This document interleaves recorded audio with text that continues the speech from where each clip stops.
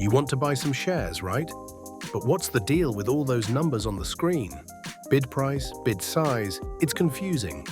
Let's clear this up with a simple example. Imagine you're at the market looking to buy fresh tomatoes. You ask the seller, how much for your tomatoes? She says, GHS 10 per tin. Then someone else comes and offers, I'll pay GHS 9 for that same tin.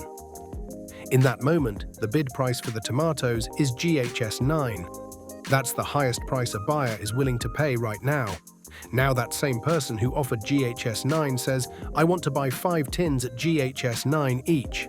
That's the bid size, the total quantity buyers want at that price.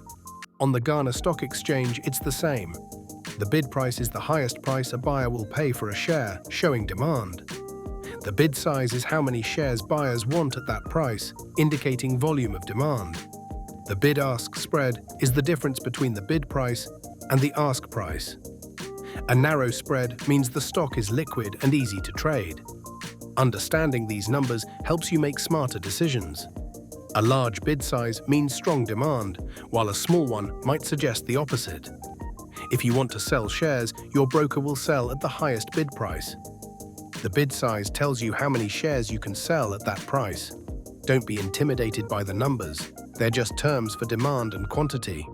By paying attention to these, you're not just buying and selling blindly, you're understanding the market dynamics. What other confusing stock market terms should we break down next? Drop a comment and let me know. Like, share, follow, and subscribe for more investment tips from the nerds.